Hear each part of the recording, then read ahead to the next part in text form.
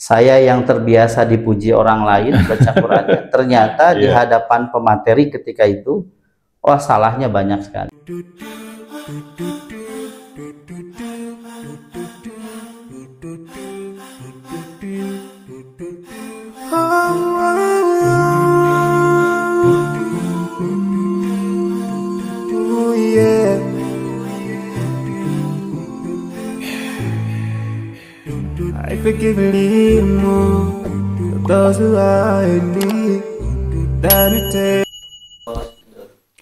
Bismillahirrahmanirrahim. Assalamualaikum warahmatullahi wabarakatuh. Alhamdulillah, bersyukur kepada Allah atas nikmat dan karunia-Nya.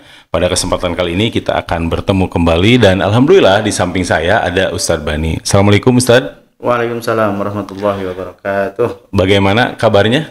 Alhamdulillah sehat walafiat, selalu menginspirasi seperti Ustadz Andi. Amin, amin. Karena ini guru saya, jadi kita saling ini gitu ya.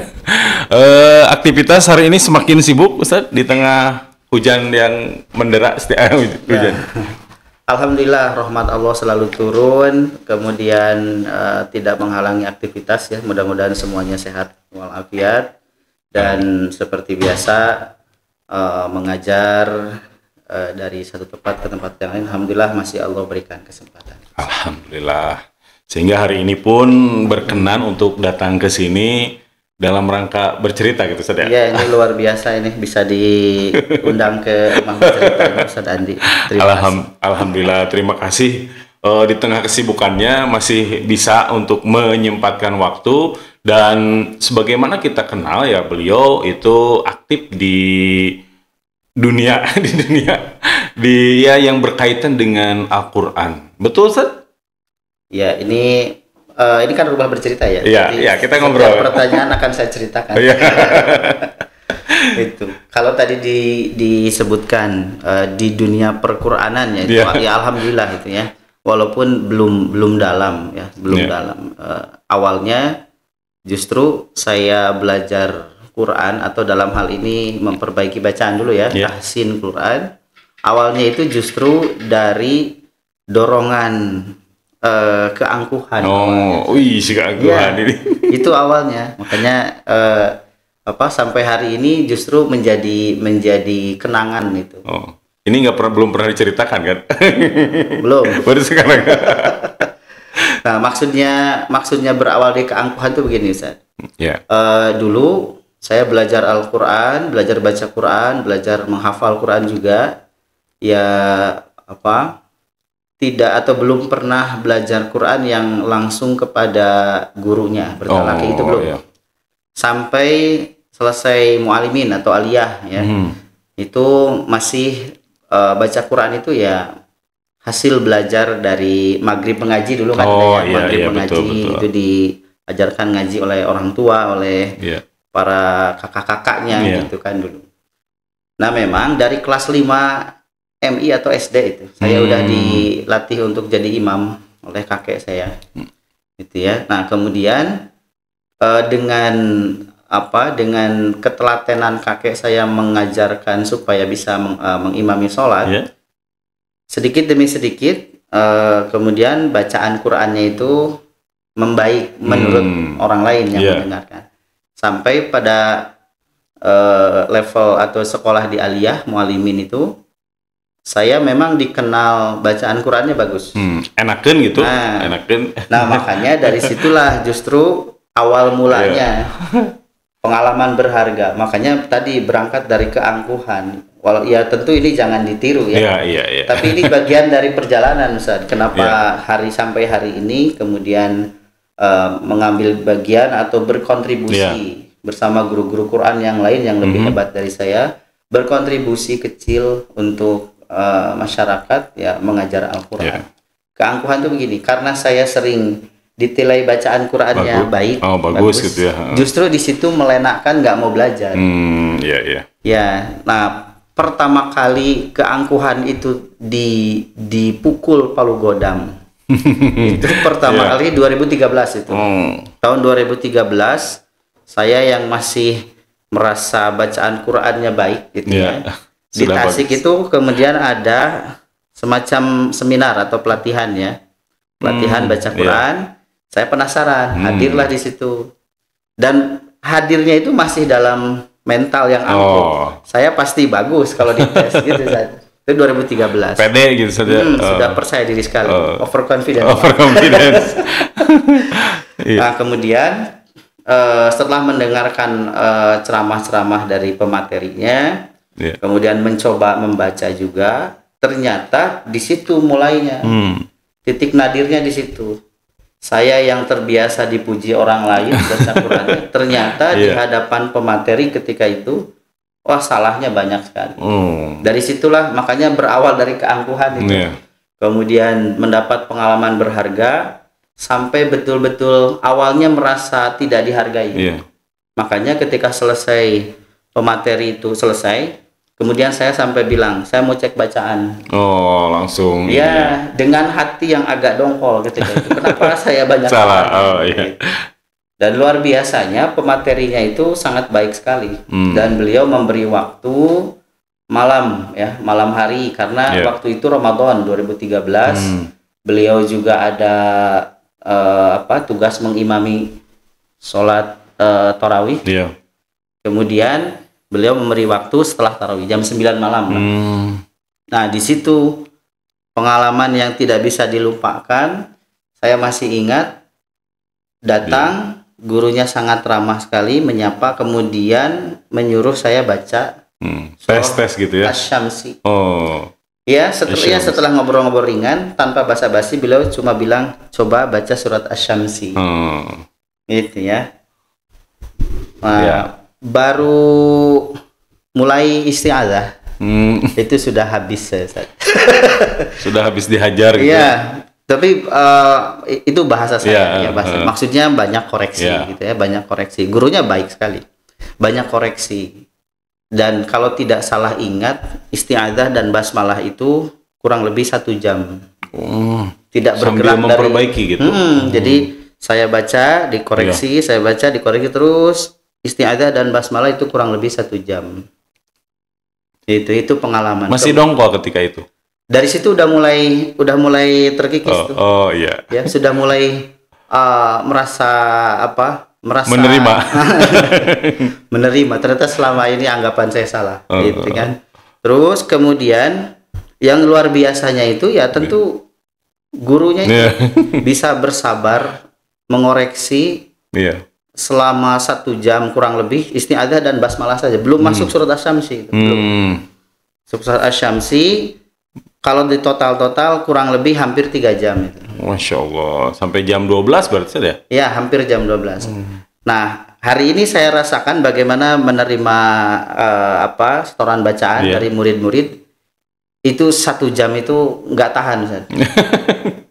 Makanya pas ngebayangin dulu beliau ngoreksi bacaan saya kuat sekali. Begitu sabarnya gitu. Begitu sabarnya, makanya dari situ mulai 2013 itu menjadi titik baliknya. Dan itu pun selesai karena beliaunya mau istirahat. Bukan karena bacaannya sudah bagus. Dan beliau menawarkan ikut pelatihannya beliau gitu. Nanti diinformasikan tukar nomor, dari situlah itu saya bersemangat gitu, bersemangat kembali setelah tadinya angkuh, terbiasa dipuji. Bahkan ini bocoran juga di antara tertariknya mertua kepada saya. Di sini menjadi daya jual gitu ya. Yang padahal ketika dicek ke guru ternyata banyak sekali salahnya. Di situ dari awal lagi istri saya tahu lah bagaimana perjalanan dari 2013. Ada bolak-balik Bandung, bahkan waktu itu sendirian. Tidak ada teman, sendirian. Betul-betul sudah berada di jalan yang sunyi gitu ya, maksudnya nggak bisa mikir batur lah gitu ya. Karena dorongannya itu dari angkuh kemudian seperti dibanting sampai ke dasar. Bagi saya begitu. Tapi gurunya sangat baik, luar biasa. Dari situ ya kan merasa cukup, ternyata masih banyak kekurangannya gitu. Betul. Nah, jadi di tahun 2013 gitu ya mulai berguru. Sebelumnya kan ya baca Quran pada umumnya masyarakat lah gitu ya. Cukup belajar dari maghrib mengaji, kemudian kesananya otodidak baca sendiri. sebelumnya gitu ya, ketika kan belajar sama kakek gitu ya. Ya. Apa yang disampaikan oleh kakek gitu sehingga masih ayolah tetap belajar Quran gitu. Ada nasihat nggak yang masih diingat gitu? Iya. Kakek saya itu, kakek dari ibu ya. Iya. Kakek saya itu dia sangat dikenal tegas, bahkan keras. Dan itu anak-anaknya juga merasakan, termasuk ibu saya. Nah, beliau dengan ketegasannya bahkan cenderung keras juga dalam mendidik. Beliau nasihat yang sampai hari ini masih terngiang sama almarhum itu, kata beliau pakai bahasa Sunda ya. Lamun geus bisa ngaimaman aki, kakara bisa ngaimaman batur. Itu ya. Dan ternyata memang terbukti ya. Sampai mengalami mengimami gitu ya. Iya. Dari mulai kelas 5 SD itu sudah disuruh mengimami, dan pernah juga namanya awal-awal dilatih mengimami. Wah, kacau pokoknya. Hafalan nggak tahu kemana, terus nervous, apalagi mengimami kakek yang memang karismatik sekali beliau. Dan betul ketika kelas 6 sudah mulai sedikit terbiasa. Dan betul ketika mengimami di luar itu percaya dirinya meningkat gitu. Karena sudah diuji oleh ahlinya ahli gitu. oleh ini gitu ya, oleh kakek gitu ya. Iya, luar biasa melatih mentalnya. Bahkan pernah saya sholat itu saya yang ketiduran. Saking panjang gitu. Saya yang ketidurannya. Enggak, itu mah dasar masih anak kecil. Iya. Gitu ya, sampai ketiduran. Ya diomelin sama kakek. Wah, beliau itu tegas sekali, apalagi urusan ibadah, urusan ngaji itu luar biasa. Makanya kelas 3 SD itu saya pertama kali hatam Quran itu kelas 3 SD. Masya Allah. Pertama kali hatam. Hatam dari juz 1 sampai juz 30 gitu ya? Ya, baca gitu. Karena memang tiap hari terus kalau saya nggak ngaji, wah udah itu. Pokoknya tegas lah, luar biasa. Dan sangat terasa sampai hari ini. Justru dari ketegasan itu gitu kan ya, ada proses kedisiplinan sehingga hari ini membentuk diri gitu. Kalau dulu ketika bergelut ya, mendalami Quran gitu ya, ketika SD kelas 3 pernah nggak mengalami hoream gini sulit, betapa beratnya gitu, atau gimana tuh? Sering ya. Pernah dicepret gitu kan. Dulu itu biasa kan? Ya, dulu begitu. Jadi kalau yang lembut itu nenek lembut. Beliau nggak pernah membentak gitu kalau ngajar.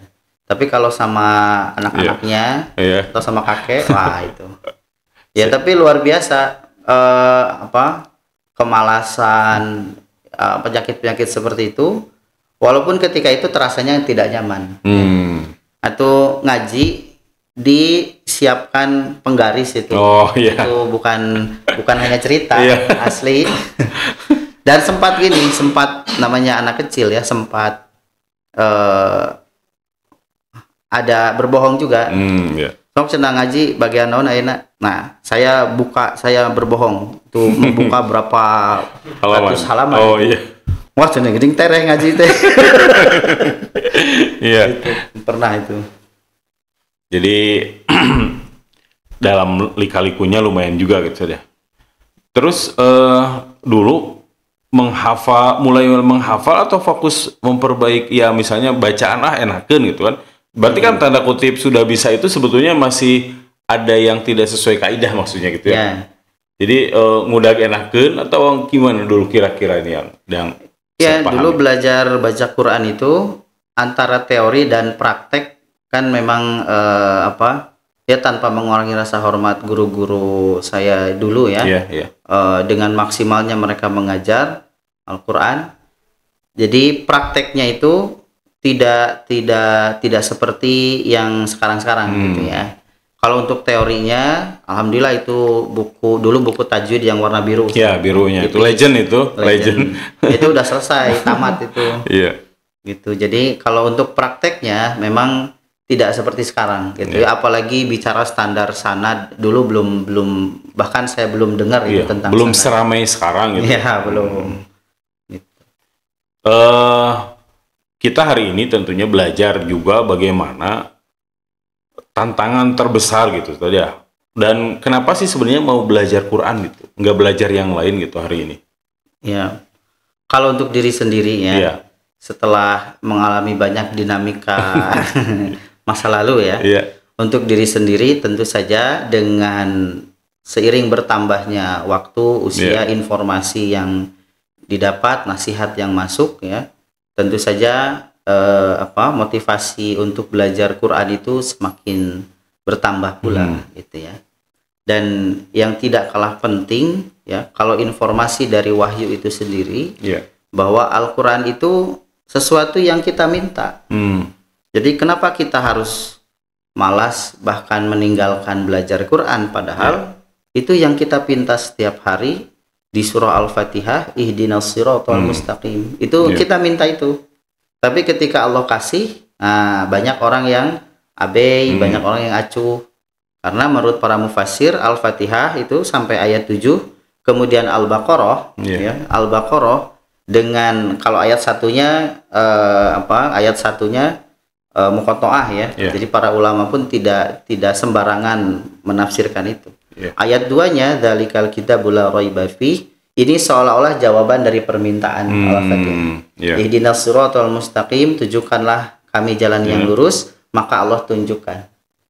Dzalikal kitabul la raiba fih. Itu permintaan kita. Makanya sangat heran kalau ada orang Islam yang malas belajar Quran padahal tiap hari diminta sama dia. Atau mungkin belum paham mungkin ya. Itu kemudian informasi yang lainnya di Quran itu sendiri bahwa Quran itu la raiba fih ya. Quran itu tidak ada keraguan sedikit pun. Jangankan yang salah atau keliru kan, yang ragu saja itu ditiadakan, langsung disebutkan di situ. Dan masih banyak hal lain ya, seperti Quran itu hidayah kan, hidayah, kemudian Quran itu syifa, ada obat penawar, Quran itu rahmat gitu ya, dan lain sebagainya. Itu semua dalam Al-Quran bisa kita dapatkan. Maka tentu informasi-informasi itu menjadi motivasi berharga untuk kita belajar Quran.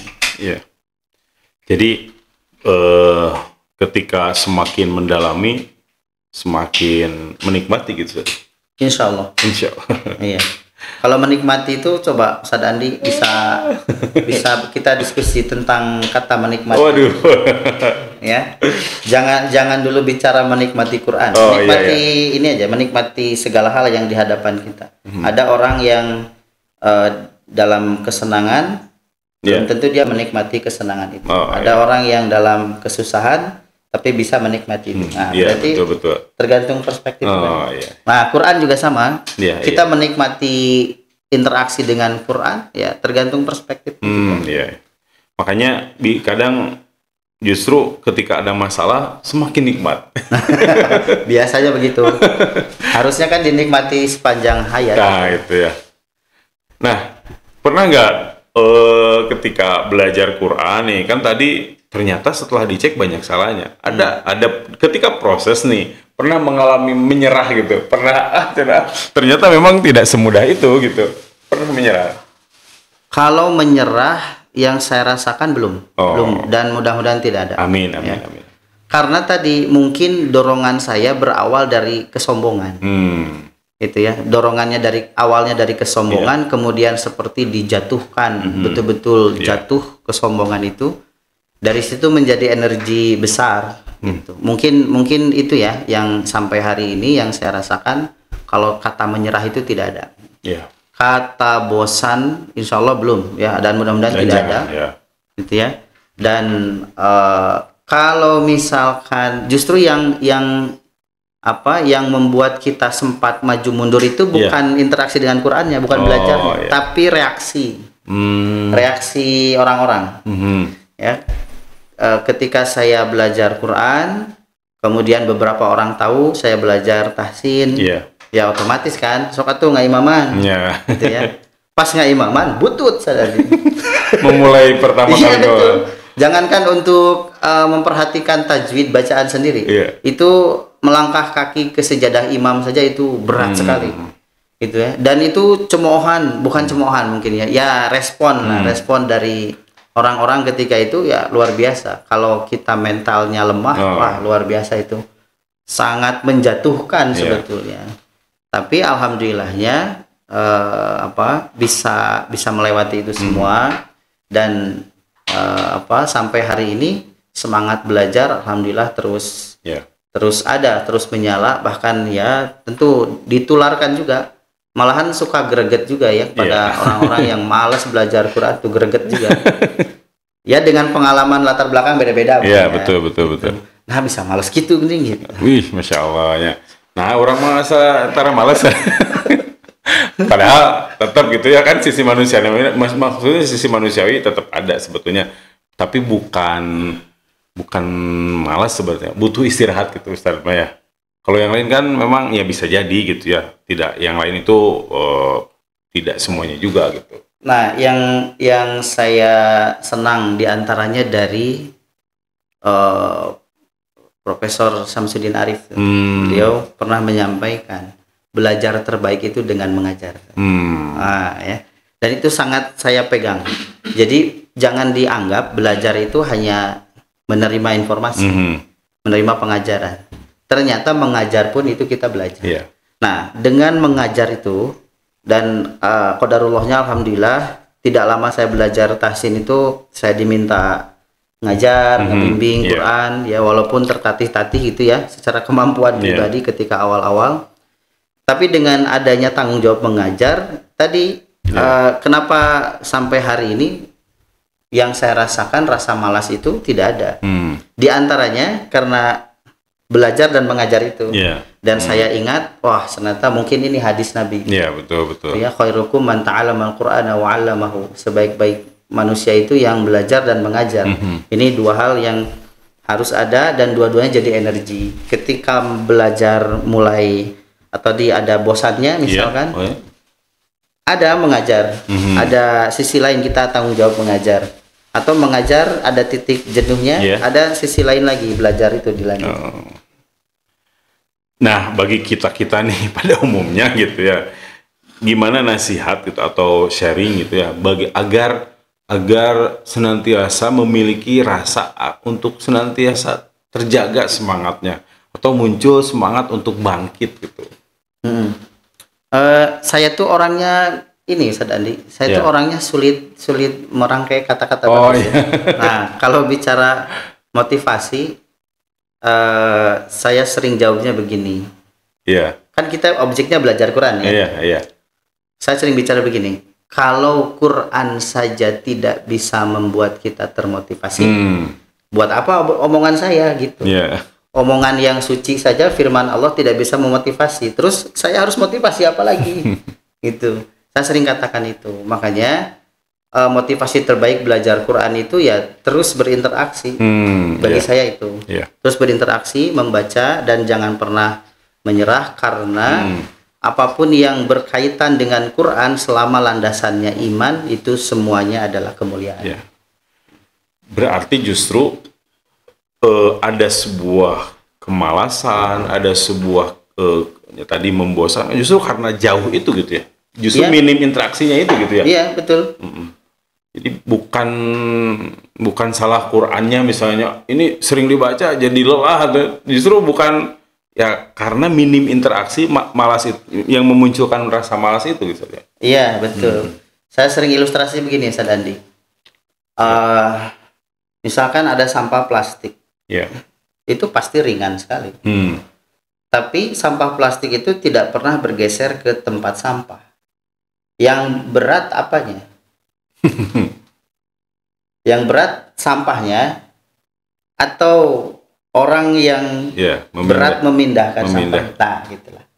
Itu belajar Quran itu menyenangkan, mudah. Tapi kenapa banyak orang yang merasa takut, merasa sulit? Ya bukan Qurannya. Nah, jadi alhamdulillah sampai hari ini bisa menjaga, ya berikhtiar terus itu ya, menjaga konsistensi gitu. Berarti respon keluarga semuanya mendukung itu dari keluarga Ustadz gitu. Ya alhamdulillah wa syukurillah, ini mudah-mudahan ini Iya. bentuk keberkahan juga. Iya. Keluarga semuanya mendukung.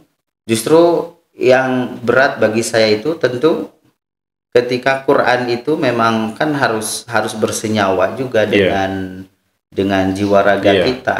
Bahkan disampaikan oleh Aisyah, Al-Quran bagi Rasul itu bukan hanya bacaan, tapi akhlak, khuluquhu Al-Quran. Ini yang berat bagi saya. Iya. Keluarga semuanya full, alhamdulillah. Semuanya dari keluarga saya, keluarga istri semuanya full mendukung. Bahkan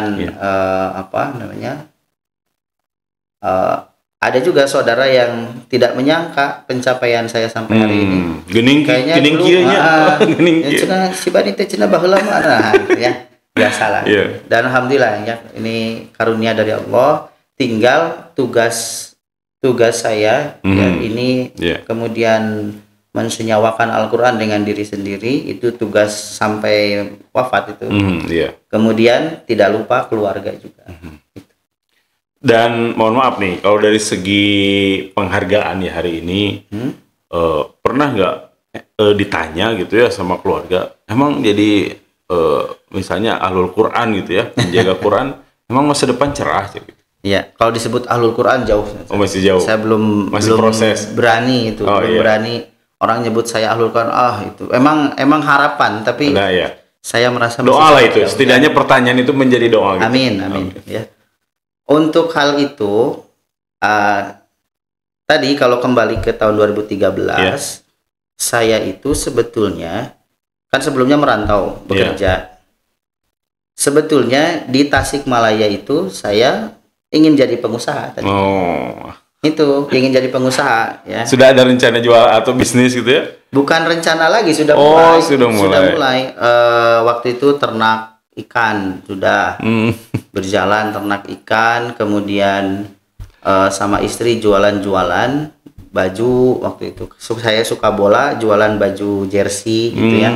Kalau istri jualan baju muslimah sama baju anak. Dulu itu udah jalan. Dan memang rencana itu sudah matang bahwa saya di Tasik itu mau jadi pengusaha. Jadi orang kaya gitu. Gitu. Nah, pas kejadian 2013 itu ya, yang meruntuhkan kesombongan ketika itu, saya semangat belajar ya, karena ketika itu tidak tahu kalau di Tasik mau kemana gitu ya, belum tahu. Kalau sekarang insya Allah banyak di Tasik juga guru Quran yang hebat-hebat. Nah, kemudian dari situ beberapa tugas untuk mengisi pengajian, mengisi khutbah itu datang. Dan itu berat sekali karena saya ke Tasik itu mau jadi pengusaha, bukan mau ceramah gitu ya. Seolah berada di jalur yang makanya istilahnya itu saya tersesat di jalan yang benar. Tersesat jalan yang benar. Saya rencananya mau jadi pengusaha. Kenapa jadi kesini gitu? Iya. Nah, makanya untuk urusan kebutuhan sehari-hari ya, seiring berjalannya waktu, ini usaha yang sedang tadi dijalankan itu sampai tidak ada waktu untuk megang itu. Yang ternak ikan itu sampai saya minta tolong sama saudara untuk ngurus melanjutkan itu. Dan ternyata tidak sesuai harapan ya. Kemudian istri juga jualan itu ketika melahirkan kan cukup repot. Apalagi kita gitu, anak pertama itu dioperasi lahirannya. Sesar. Jadi recovery-nya kan lama. Nah, itu vakum lama jualan gitu kan. Jadi sebetulnya kalau dari sisi itu ya mending jadi pengusaha Ustaz Andi. Itu mending jadi pengusaha jelas gitu ya. Tapi sampai hari ini alhamdulillah tidak pernah ada keluhan dari istri tentang itu. Dari anak-anak juga sampai hari ini tidak ada keluhan tentang itu, alhamdulillah. Dan ya kalau bicara tentang uang misalnya itu ya, tentu beda lah ketika segitu saya memang rencana jadi pengusaha dengan sekarang tentu beda. Waktunya waktunya banyak dialokasikan untuk tadi tugas-tugas itu mengajar, mengisi ceramah, dan itu sekali lagi bukan keinginan saya dikasih. Ya, makanya ketika saya kalau tentang ceramah saya pernah ngeluh. Oh, gimana? Iya, bahkan sudah rencana mau mengundurkan diri. Oh, dari menjadi orator gitu. Iya. Mengundurkan diri jadi penceramah itu pernah itu. Beberapa kali. Ini beratnya atau gimana? Iya, berat kadang tidak sesuai rencana. Gitu. Pernah itu kalau yang itu mah, karena ya tentu dari sisi keuangan juga jauh lah. Iya, gitu ya. Nah, tapi ternyata istri yang testimoni rasanya kayak apa ya? Mungkin berkah atau apa gitu ya. Dulu sampai sempat punya mobil gitu ya. Itu masih jadi pengusaha itu. Masya Allah. Masih merintis. Masih merintis, sudah punya mobil gitu ya. Punya mobil, istri juga alhamdulillah ya bisa menikmati itu di awal-awal. Gitu ya, tapi kemudian ya mobil dijual dan sebagainya. Gitu, kata istri kayaknya lebih nyaman kayak sekarang gitu. Walaupun sampai hari ini saya masih ya mudah-mudahan ada waktu juga untuk kembali menjadi berbisnis gitu ya. Berbisnis. Karena dulu para pendiri negeri ini pun juga sambil bisnis kan. Ya misalnya Hasan itu kan ya. Betul. Ya Kiai Agus Salim itu, Kiai Haji Agus Salim juga kan tetap ya sambil berbisnis. Insya Allah Ustadz masih muda kan ya. Jadi untuk berpikir muda itu usia gitu kan. Hanya tentang angka gitu kan. Kalau keinginan itu muda terus gitu kan. Keinginan semangat harus muda terus ya. Karena waktu sudah lumayan panjang ini saja. Coba berikan cerita, inspirasi atau apalah ya supaya kita hari ini tetap konsisten agar semangat gitu untuk mendekatkan dengan Al-Quran gitu. Kalau kisah pribadi tentu berbeda-beda. Ya betul. Kisahnya tentu pasti beda-beda ceritanya. Gitu ya. Cuma yang jelas kenapa ketika kita buka Quran pertama kali susunan mushafnya ya, bukan susunan nuzulnya, turunnya. Kalau turun al-alaq dulu.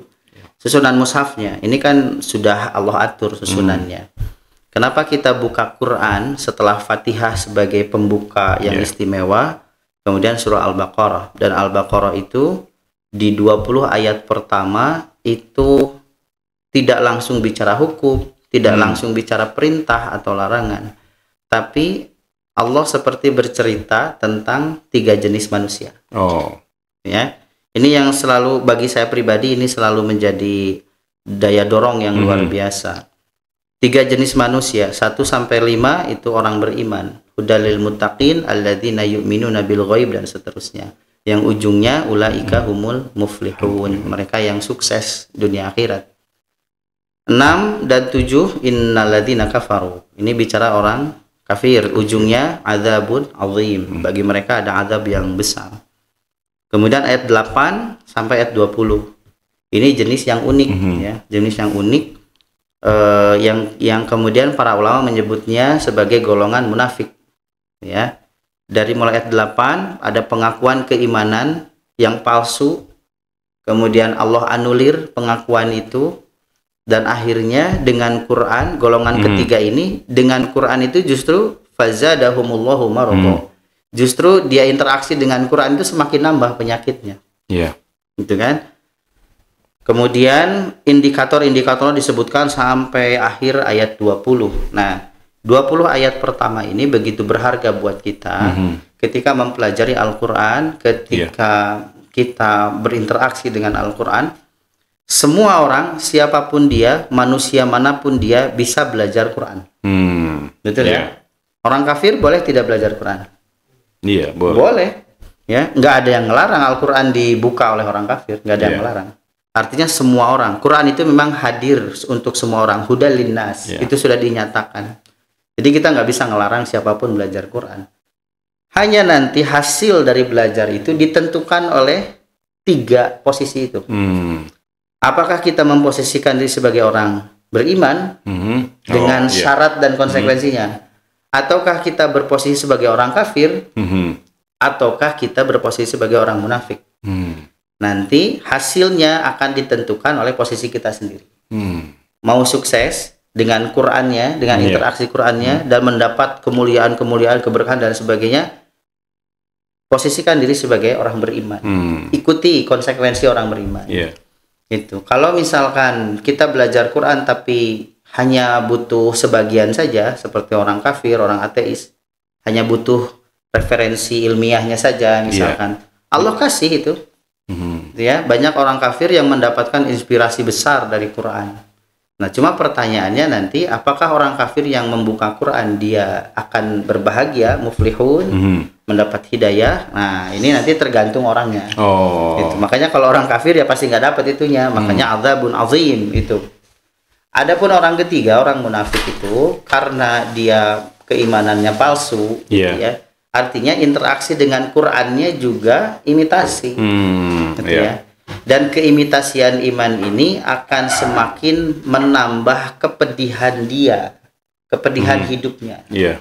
Gitu. Makanya bagi kita ya agar senantiasa interaksi dengan Al-Qur'an ini terus terjaga dengan baik.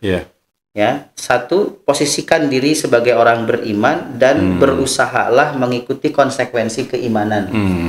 Nah, disitulah kemudian fungsi-fungsi Quran itu akan diantarkan oleh Allah kepada kita sebagai petunjuk, sebagai hidayah, sebagai obat, ya, sebagai rahmat dan lain sebagainya. Itu Allah yang akan antarkan. Itu karena mengandalkan kecerdasan, kemampuan sendiri kita belajar, apalagi dengan Quran. Emang kita bisa apa? Gitu kan? Kita hanya bisa mengandalkan potensi yang ada tanpa ada pertolongan Allah. Itu semua tidak akan membuat kita sukses. Nonsense gitu ya. Betul. Alhamdulillah sharing cerita yang luar biasa hari ini. Ngobrol aja deh. Cerita yang luar biasa, dan bagi saya ini juga menjadi tambahan hal yang harus jadi motivasi, atau setidaknya cerita ini bisa dilanjutkan untuk dikuatkan kembali hal yang tadi kan karena setiap orang kan berbeda-beda cerita-cerita itu gitu, sehingga ini menjadi ruang referensi untuk kita semuanya. Alhamdulillah saya dari awal sampai akhir ini sebagai pengantar, karena nanti akan ada cerita lagi yang memotivasi atau setidaknya cerita itu menjadi penambah, ya kisah itu akan menjadi penambah semangat itu di tengah seperti air di gurun Sahara gitu ya. Wase menyejukkan gitu kan. Sehingga hari ini sebagai pengantar, dan mudah-mudahan satu waktu kita sambil nobar gitu. Jadi ngobrol Quran sambil nobar ini sangat mungkin kan. Nobar yang tasmi. Nobar tasmi. Ya, siap Ustaz, hatur nuhun pisan atas waktunya. Semoga sehat selalu dan tetap menginspirasi untuk kami-kami yang masih muda. Terus saya udah tua. Masih tetap muda. Karena kalau sudah bertemu dengan Quran sepertinya akan muda terus gitu ya. Insyaallah. Terutama kayak itu ya kan Buya Hamka, neneknya ya atau ibunya gitu ya, yang masih terus bisa baca Quran kan di usia tua gitu. Artinya secara mental misalnya, secara ingatan kan tetap masih muda gitu. Dan itu diantara mukjizat Al-Quran. Insya Allah nanti dibahas di lain kesempatan. Sekali lagi semoga sehat selalu Ustaz. Kita tutup dengan doa Rabbana atina fid dunya hasanah wa fil akhirati hasanah wa qina adzabannar. Sampai jumpa di lain waktu. Assalamualaikum warahmatullahi wabarakatuh. Waalaikumsalam.